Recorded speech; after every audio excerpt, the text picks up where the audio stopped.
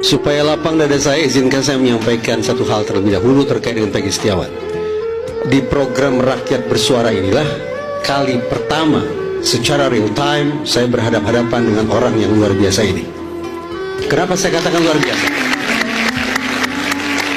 Di ruang sidang pra-peradilan, tanda petik sudah dibuka serbaneka aib orang ini. Disebutlah Peggy Setiawan sebagai sosok yang manipulatif, sebagai sosok pembohong. Tambahan lagi, tadi dia memberikan testimoni betapa dia dipukuli. Kemudian penasihat hukum juga memberikan informasi bahwa kepalanya dibungkus dengan plastik hitam oleh katakanlah oknum. Dan itu belum pernah sebelumnya diungkapkan, baru pertama kali di sini. Tapi dengan perlakuan yang menurut saya sedemikian negatif itu, mari kita kenang kembali dua kata yang diucapkan: memaafkan dan mengikhlaskan. Indonesia beruntung punya warga negara. Kendati demikian, kita tetap harus mengingat-ingat kembali butir nomor 8 dalam putusan hakim pra-peradilan, yang bunyinya adalah memulihkan harkat, martabat, kehormatan, kedudukan, dan seterusnya pada diri Peggy Setiawan. Oleh karena itu, kita semua punya kewajiban untuk berpikir keras dan bekerja ikhlas untuk memulihkan martabat orang ini. Secara konkret, ini pesan kebaikan yang ingin saya kirim kepada Korps Tribrata, mobil khusus Polda Jabar.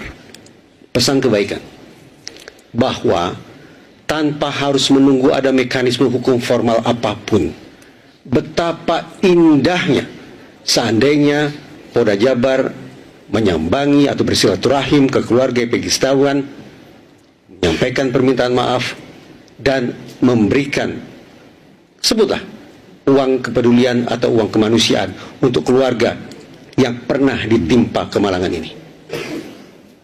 Itu poin pertama. Poin yang kedua, saya acap kali mengkritisi kasus Cirebon ini sebagai contoh pengungkapan yang terlalu mengandalkan pada mencari keterangan.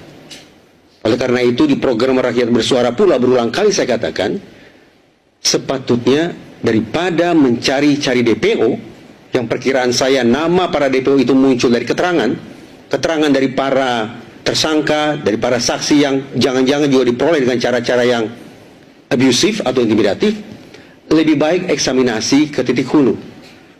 Dan ternyata posisi saya sejak awal itu segendang sepenarian dengan pernyataan Kapolri bahwa ternyata ada kerja-kerja saintifik yang tidak optimal berlangsung pada tahun 2016. Tahap awal, betul. Oleh karena itu, untuk menyingkap misteri kasus Cirebon, ada 3+1 bukti yang menurut saya perlu diungkap segamblang mungkin. 3 ini sudah kita bahas berulang kali. Pertama, CCTV yang tidak kunjung dibuka. Kedua, sperma yang tidak kunjung diuji DNA. Dan yang ketiga, hasil otopsi.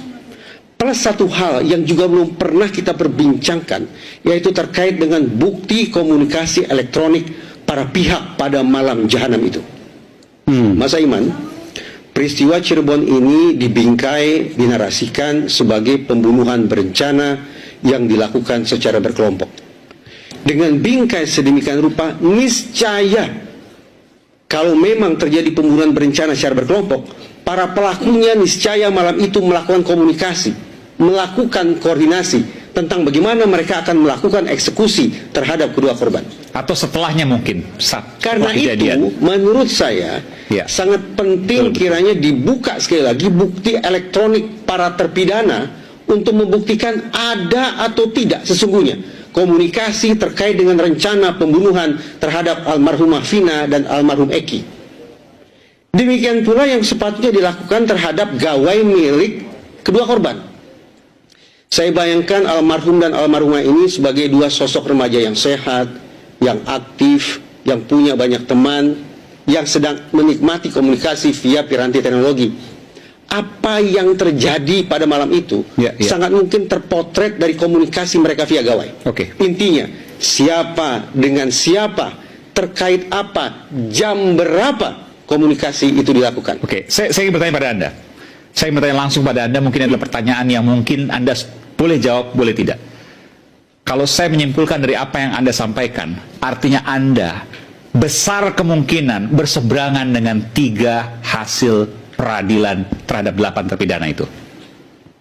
Izinkan saya untuk memilih kosakata yang berbeda. Saya tetap bertanya-tanya. Kalaulah ini disebut sebagai pembunuhan, siapa sesungguhnya pembunuh terhadap kedua korban itu?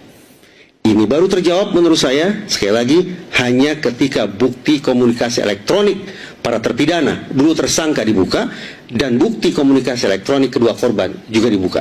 Firasat saya mengatakan, firasat, bahwa boleh jadi pihak kepolisian sesungguhnya sudah memiliki bukti yang rinci serinci-rincinya tentang komunikasi elektronik para pihak tersebut. Tapi di mana posisi barang bukti itu yang masih menjadi pertanyaan. Sehingga firasat pula saya memperkirakan sekiranya barang bukti elektronik itu dibuka, semuanya dibuka, tidak tertutup kemungkinan simpulan kita tentang kasus Cirebon akan berbalik 180 derajat, termasuk nasib para terpidana. Artinya kemungkinan bebas, kemungkinan mereka akan berubah status dari terpidana seumur hidup akan menjadi manusia merdeka. 8 terpidana itu? Perkiraan saya demikian kalau bukti elektronik itu dibuka semuanya. Luar biasa. Kita kembali